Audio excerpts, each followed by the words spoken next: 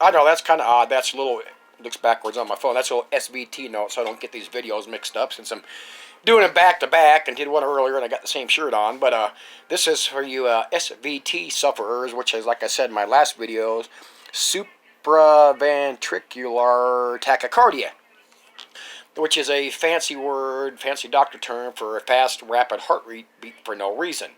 Okay, now to go to the end of the story, so you don't have to suffer through the rest. An additional way I learned to beat them without having to go to the hospital is by vomiting. Because with me, what I learned, self-diagnosis before, like I said, before I realized I even had anything, is that I can't burp. I cannot burp. As a matter of fact, I'm drinking seltzer water right now to make sure I can burp. But, where was I? Oh, so anyway, I can't burp, and what I realized, and then found out later to confirm it from docs, is if I eat too much, or if my stomach swells up with air because of something I did eat, it presses up my stomach and whatever somehow presses up against my vagal or vagus nerves, whatever you want to call them, and somehow that triggers a rapid heartbeat for no reason. Now, for me, this started roughly something like 3 or 4 years ago, and I didn't know I had anything. I had a burping issue, and I did have acid reflux at the time. Maybe since then I've killed my acid, but it's not from taking drugs because I didn't like the way antacids felt, so I just never took them anyway. I tried one here and there over the years, but next to none really. So I drink 7-Ups, and it was, maybe a year and a half, 2 years ago, now my mom said, well, why don't you drink seltzer water so you can get away from all that damn sugar? So that's why I do that. So I'll down half a can real fast so that get that fizz in there and force out the burp, and it works like a charm. Even if I'm not in pain, sometimes I can feel it, sometimes I won't, but I'll down me half a can of water, and I will release so much air, I will literally feel my whole chest go down. I could just feel it go down. It's like, wow. So it's normal for me now. After every meal, I have a can, and before bedtime, I make sure damn sure I drink too, because sometimes if I eat the wrong things or I didn't get it, I'll wake up in the middle of the night with a pain right in my breastbone, and it's the air. And by then, it's so built up that when I do down some, when it hits my stomach, it adds so much. It hurts. I know it's coming. I got to get that burp out, so I got to do, and just try to relax my throat or whatever. But it hurts, and I down that first half. If I let the pressure get away, pain. But when the worst one I ever had, and this was somewhere over a year ago. This is when I actually found out I had anything. I had the fast heart rate for an hour and a half, and the seltzer water wasn't working, so whatever.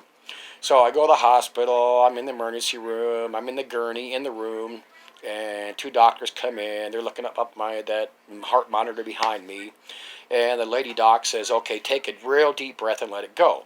So I did that, and the dude doctor goes, "Wow!" And I literally said, "Wow, what?" My heartbeat went from 185 down to 80 like that, because when she had me take that deep breath, it put the pressure on the vagal nerve just right, and it reset my heart rate.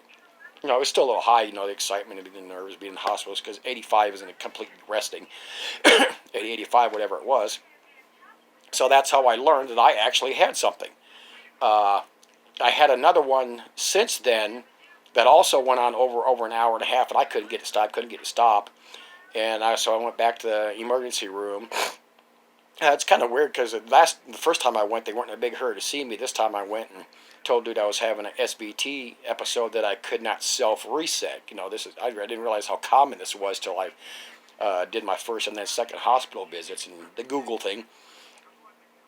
So I go and sit down, and he comes up from behind and checks my pulse and goes, "Oh, we got to get you in the room right away." I'm thinking, well, that ain't going to happen. Less than 2 minutes later, he takes me back there, and in an emergency room, they lay me on a bed. There was at least 6 people waiting back there on me, and I'm like, well, it's normal for me, even though for having these, not for seeing all these damn doctors. But so they get me in the robe and hook up the EKG, those little stickers. And the doc come there talking. They're going through all these self-reset methods, which are take deep breaths. You want to be sitting up, bear down like you're trying to take a crap, real hard, that kind of stuff. And that wasn't working. So he asked me if I'd ever had a doctor do some kind of drug before. I can't remember what it was called, and I said no.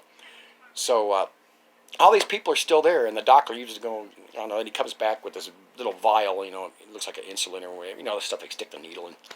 And but it was kind of it was kind of big, and then they put the jumper cables they use to restart your heart. Well, they're not those big things. Well, they could probably still use them, but now they're completely flat and rectangle, and they're flexible like the little stickers they stick on you for EKG. So he sticks those on me, and I said, what are those for? And he says, well, just a precaution. I was a little, really just a tad worried, but not really worried. I was kind of wondering. So, they got the IV over here, and then he sticks another one in my arm over here.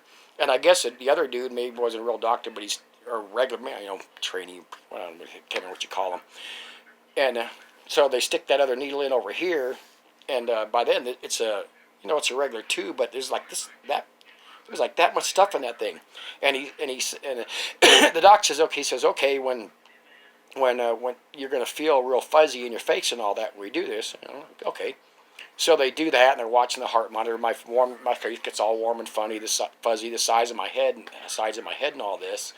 And then it was pretty quick. It didn't seem long, even when it was happening, because I wasn't really worried.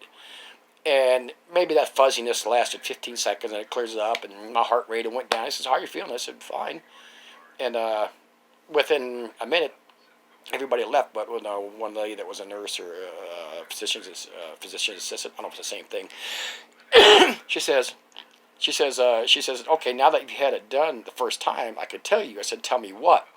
She said, that drug we just gave you, and I can't remember the name. She said, when they shot that in you, that stopped and restarted your heart. That's my face felt funny because the blood flow quit for a second. I was like, well, I didn't know shit. I told her, I said, well, I'm really glad you did not tell me that. So if it happened again, I had to go to the hospital, and they had to do the drug in me. And then, of course, I might be a little bit worried. But going back to the way I began this, on a self-reset method, I found out by accident was the vomiting. Because I kind of get it, like I said, with me it comes with pressure. There's certain things I cannot eat. What's a place? I can't remember the pizza place. They sell hot and ready pizza here in Denver, and I'm in Colorado, probably elsewhere. Can't remember what it's called, hot and ready pizzas. I can eat those. I can eat 3, 4, 5, 6 slices, and I have to burp myself up to keep the air out from the food. From the pressure. Since I can't burp, I got to make sure I pound my seltzer waters and and big burps.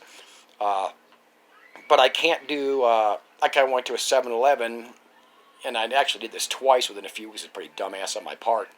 Just one slice of that pizza tore me up. Matter of fact, I back then I didn't have an SVT, but I threw up just because the acid was so bad. That's how long ago that was. But the vomiting thing I found out by accident. My stomach, lasagna. I can't do lasagna. It's the cheese. It's the thickness, the consistency of stuff. Anyway, I could tell I already started to learn if it gets so bad, even if I'm not having the SVT, I go vomit or get that pressure. It's the only way I can do it. Oh, and I still won't lose air, because after I vomit and brush my teeth, I still got to drink 1 or 2 seltzer waters, and immediately big, huge belches. Whatever it is, that air won't come out. But I was having an SVT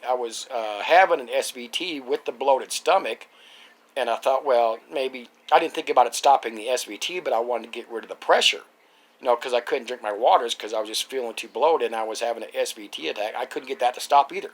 It only maybe been 15 minutes. I wouldn't have worried about it for a while, but so I went, and I did the finger thing and made myself throw up real good, and stood up, and I noticed my SVT was gone. I was like, wow, and I knew about the pressure thing, so I thought maybe that did it. The vomiting, doing whatever to my stomach helped me. Well, it worked. About 2 weeks later, I started having another SVT episode that wouldn't go away. I don't remember what I ate that time, and I couldn't get it to go away. I wasn't very patient. Waited maybe 20 minutes and went in there and made myself throw up real good. Bam, reset that SVT like that. But anyway, it's, beats going to the hospital with this stupid crap, so hopefully this helps somebody out so you don't have to go to the hospital over your SVT episode. And if taking deep breaths and, doing the bear down like you got to take a dump thing doesn't work to reset you, hopefully this will help you out. But until next time, YouTube, thank you very much for being here, and see you later. Bye.